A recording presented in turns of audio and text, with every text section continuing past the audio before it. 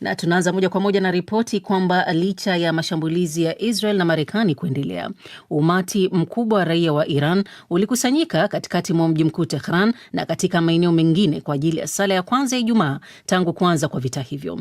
Bakari Ubena amekuwa akifuatilia yanayoendelea katika mzozo huo na hii hapa ripoti yake.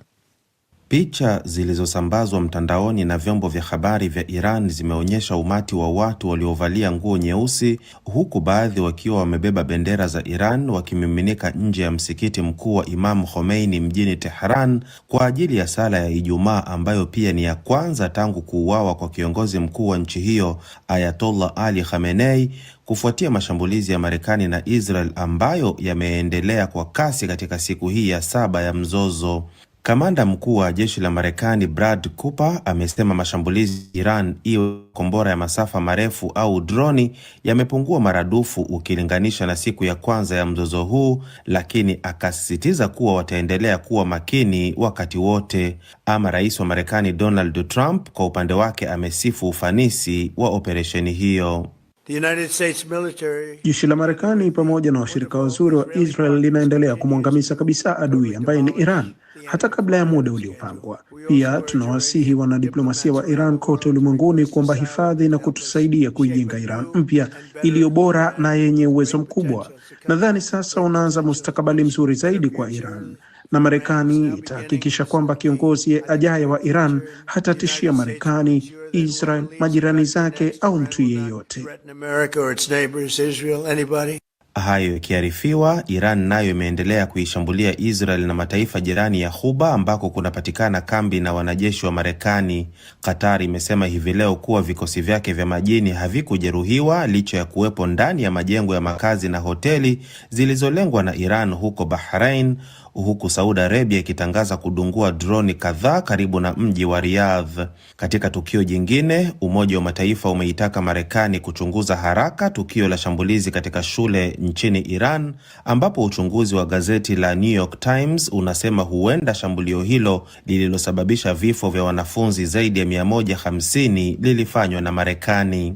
Israel imeendeleza pia mashambulizi yake nchini Lebanon, ikidai kuwa yanalenga kulidhoofisha kundi la Hizbullah linaloungwa mkono na Iran, lakini Umoja wa Mataifa umehimiza hivi leo kufanyike uchunguzi wa haraka kuhusu mashambulizi mabaya ya Israel nchini Lebanon ili kubaini ikiwa yanafanyika kulingana na sheria za kimataifa. Aidha, shirika la wakimbizi la Umoja wa Mataifa limesema hivi leo kuwa karibu watu 100,000 wameyakimbia makazi yao ndani ya Lebanon, ikiwa ni pamoja na maelfu ya wakimbizi wa Syria.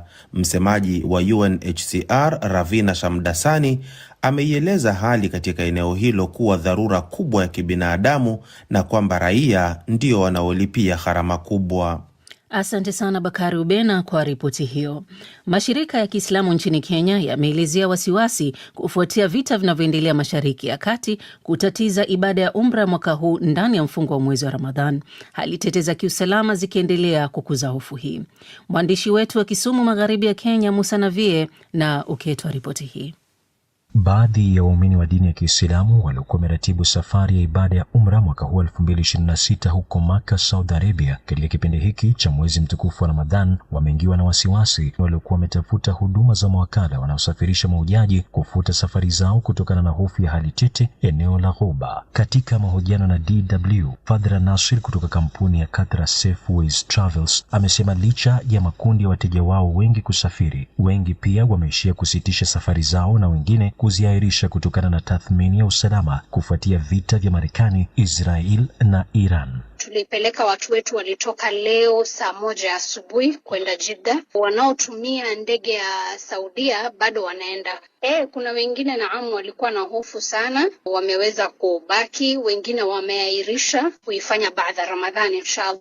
Licha ya wasi huo, baadhi akiwemo Nasir Ramadhan anayepanga safari yake kwenda Umra ndani ya siku 10 za mwisho wa Ramadhan, anasema binafsi changamoto iliyopo ni wasiwasi wa ukosefu wa ndege za usafiri, akifafanua kuwa maandalizi miongoni mwa makundi aliyotangamana nayo yanasalia tayari kusafiri kwa Umra endapo watapata usafiri. Wengi wengine ambao wasafiri si kwa sababu ati hawana nia ya kusafiri, ni mbinu za usafiri zimekosekana. Maana ukipata kwamba ndege nyingi ambazo zinapeleka watu Saudia zimeirisha safari, so utapata mtu ambaye alikuwa shakata tikiti anakosa namna ya usafiri. Huku Kenya ndege ambayo imebaki na usafiri wa kwenda umra ni Saudi Airlines peke yake. Mwenyekiti wa Baraza la Waislamu Kenya, SUPKEM, Hassan Ole Nado, amekanusha uwezekano wa hali tete Mashariki ya Kati kuathiri ari ya mahujaji, akishikilia kuwa idadi kubwa ya waumini wangali wanasafiri. Nafikiri suala ambalo umeuliza, kusema kweli, si ndege zote wameweza kufuta safari zao za kwenda Saudi Arabia. Ndege ambazo zinaenda Saudi Arabia bado zinaenda Saudi Arabia, especially Saudi Airlines na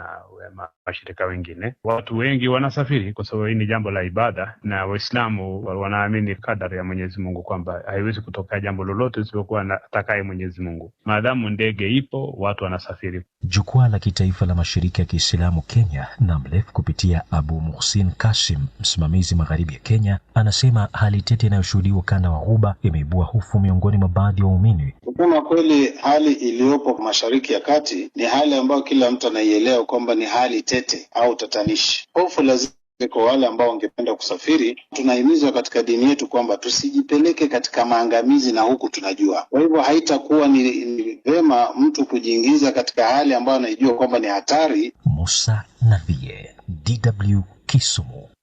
Asante sana Musa Navie kwa ripoti hiyo. Urusi na Ukraine zimebadilishana wafungwa wa vita wapatao 300, hii ikiwa ni awamu ya pili ya mpango ubadilishanaji huo ambao umepelekea jumla maafisa 500 kutoka mataifa hayo wakirejea makwao. Mpango huo uliafikiwa kufuatia mazungumzo ya pande husika na Marekani yaliyoandaliwa mjini Geneva mwezi uliopita. Michael Kwena na ripoti kamili. Mpango wa kubadilishana wafungwa ndio sehemu ya kipekee ya ushirikiano kati ya nchi hizo mbili zinazozozana, huku mazungumzo ya kumaliza vita vya miaka 4 kati yao yakikwama. Rais wa Ukraine Volodymyr Zelensky kupitia mtandao wake wa kijamii amethibitisha kuwa wafungwa 500 waliokuwa wakishikiliwa nchini Urusi wameachiliwa huru, huku raia 2 wakiwa miongoni mwa idadi hiyo. Rais huyo alichapisha picha mitandaoni zikionyesha wafungwa hao wakishuka kutoka kwenye mabasi yaliyokuwa na bendera ya Ukraine wakionyesha furaha kubwa. Aidha, Rais Zelensky amesema maafisa hao walikuwa wakiilinda Ukraine katika maeneo mbalimbali ikiwemo Donetsk na Luhansk. Awali, jeshi la Urusi lilisema kuwa maafisa wake 300 walirejeshwa kutoka Ukraine. Katika mpango wa kubadilishana wafungwa, Urusi imewachilia wafungwa wa vita 300 wa vikosi vya ulinzi vya Ukraine. Siku ya Alhamisi, Urusi na Ukraine kila mmoja iliachilia askari 200. Mabadilishano hayo yalifanyika kupitia usuluhishi wa Marekani na Umoja wa Falme za Kiarabu. Kubadilishana mojawapo ya matokeo machache yanaonekana ya mazungumzo kati ya pande hizo, yakisukumwa na kusimamiwa na Marekani inayojaribu kuafikia makubaliano ya kukomesha vita. Mazungumzo hayo hata hivyo yameonekana kusitishwa kwa muda, wakati Marekani ikielekeza nguvu zake katika mzozo wa Mashariki ya Kati dhidi ya Iran. Hayo yakijiri, serikali ya Hungary imetangaza kwamba itawafukuza wa Ukraine 7 waliokamatwa kwa tuhuma za kutakatisha fedha baada ya Kiev kuishitumu Budapest kwa kuwateka wafanyikazi wake wa benki. Msemaji wa serikali ya Hungary, Zoltan Kovacs, amesema kwamba mamlaka nchini humo ziligundua njama ya Ukraine hao na kudai kuwa shughuli hiyo ilikuwa ikiongozwa na jenerali mstaafu wa huduma za usalama na afisa mkuu mstaafu wa jeshi la wanaanga wa Ukraine. Wakati huo huo, waziri mkuu wa Hungary Viktor Orban amesema atatumia njia zote kuishinikiza Ukraine katika mzozo unaoendelea kuhusu kusimamishwa kwa usambazaji wa mafuta ya Urusi kupitia bomba muhimu linalopita Ukraine kwenda Hungary na Slovakia. Hungary na Slovakia zinasema Ukraine inachelewesha kwa makusudi kufungua tena bomba hilo ambalo Kiev inadai liliharibiwa na mashambulizi ya Urusi mwezi Januari. Kwa upande mwingine, Wizara ya mambo ya nje ya Ukraine imewashauri raia wake dhidi ya kusafiri kwenda Hungary kutokana na kutoweza kuhakikishia usalama wao nchini humo. Waziri wa mambo ya nje wa Ukraine, Andriy Sybiga, alishtumu Hungary kwa kuwashikilia wafanyikazi 7 wa benki ya Ukraine waliokuwa wakipitisha dola milioni 40 na kilo 9 za dhahabu kupitia nchi hiyo. Katika taarifa yake, wizara hiyo pia imeyataka mataifa ya Ulaya na Ukraine kutumia njia mbadala kuendesha shughuli zao za kibiashara na kuikwepa Hungary kwa kile ilichosema kuna tishio la kiusalama nchini humo. DW tunavuma kwa kishindo. Naam, tunapozidi kusonga mbele ni kwamba Pakistan na Afghanistan wameanza tena kushambuliana leo, huku Umoja wa Mataifa ukisema mzozo wa mpakani baina ya mataifa hayo ambayo hivi sasa imeingia wiki moja tayari umesababisha watu zaidi ya 100,000 kuyakimbia makazi yao.